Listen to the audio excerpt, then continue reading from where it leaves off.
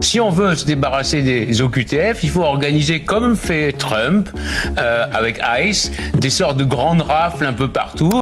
Donc c'est là que vous êtes devenu d'abord citoyen israélien et puis ensuite que vous avez décidé de vous engager dans l'armée israélienne. Alors au départ vous êtes dans une unité de relations avec la presse, hein, c'est plutôt cool. C'est une semaine. En essayant d'attraper le plus d'étrangers en situation irrégulière, on commet aussi des injustices. On peut pas faire ça sans commettre parfois des injustices. On a bien vu la dame qui s'est fait... C'était dans les bureaux, donc ça me convenait pas. Donc j'ai demandé un peu à droite, à gauche, et finalement je suis allé dans les gardes frontières, à la frontière de Bethléem. Ouais, les Magav. Ils font pas l'unanimité en Israël, hein, ceux-là. Les Magav, non, ils ont la réputation d'être assez durs, ceux qui procèdent au contrôle. Le 23 février, il y a une grande manifestation contre la loi Accoyer qui demandera aussi que soit mis fin à votre mission auprès de Nicolas Sarkozy. Il faut dire que vous n'avez pas arrangé votre cas. Dans Libération, à la question quels sont les bienfaits de la colonisation, vous avez répondu la France a construit des routes, des dispensaires, a apporté la culture et l'administration. Vous racontez les intrusions dans les chambres des Palestiniens la nuit, l'humiliation ressentie par les enfants quand ils voient leur père se faire battre.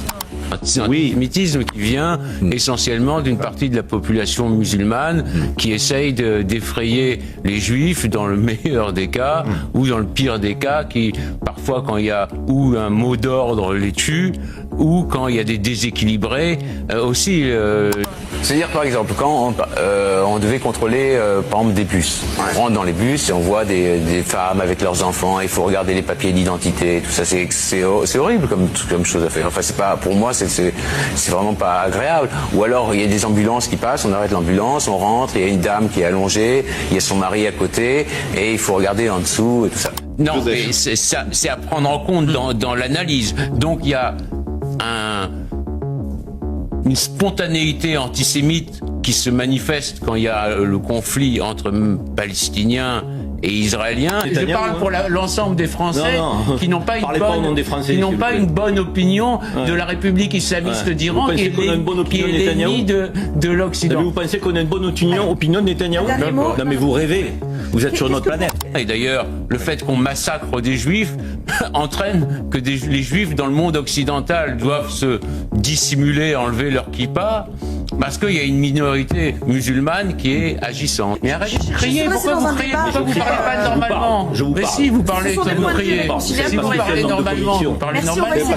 Dites-lui de parler normalement, de ne pas crier. C'est très désagréable pour les oreilles. Non mais, ce qui me dérange pas, mais quand il crie, c'est désagréable. C'est dû en partie aussi à une immigration qui est incontrôlée, qui vient en partie de pays musulmans. Moi, je pense qu'il y a un vent qui souffle, qui rappelle celui de l'affaire Dreyfus, c'est-à-dire un antisémitisme qui s'installe un peu partout en Europe de l'Ouest. Décomplexé, on peut utiliser ce terme. Décomplexé, oui, décomplexé. Mais on peut voir aussi les choses différemment. Il y a 6 millions de musulmans, il y a 600 000 juifs. Les musulmans, beaucoup travaillent sur les chantiers, ont accès à des explosifs, peuvent avoir accès à des armes à feu. S'il y avait un mot d'ordre pour tuer des juifs, il pourrait y avoir un attentat tous les jours. Ils viennent de pays antisémites et une partie d'entre eux a apporté leur antisémitisme avec eux. On voit bien que le gouvernement israélien ne cible pas les civils, et ne cible pas les civils non plus à Gaza. Il mène la guerre, on peut critiquer la guerre qu'il mène, mais il ne cible pas spécifiquement les civils. À Gaza, si les otages sont rendus et si le Hamas se rend ou s'enfuit, la guerre s'arrête. Ça me semble évident que l'antisionisme est une nouvelle forme d'antisémitisme aujourd'hui.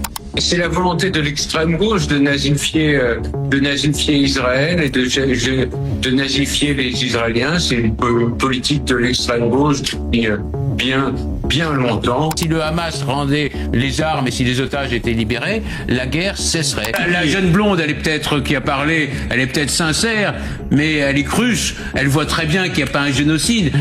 Elle n'a pas d'esprit critique. Elle sait très bien comment s'est passé le génocide. il y a pas d'Einsatzgruppen à Gaza, qu'un parti comme le Rassemblement National, qui était issu de l'extrême droite, aujourd'hui se fait protecteur des Juifs et comprend les difficultés d'Israël à vivre dans un univers hostile.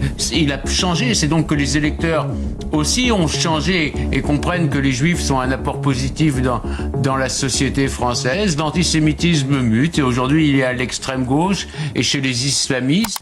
Donc c'est une volonté d'étirer l'extrême gauche et ils le font depuis évidemment bien longtemps et ils continuent de le faire pour des raisons qui sont des raisons politiques et c'est totalement injuste, mais il faut répondre précisément et ne pas se laisser aller à des simples insultes, mais il faut répondre de manière historique et précise. Ouais.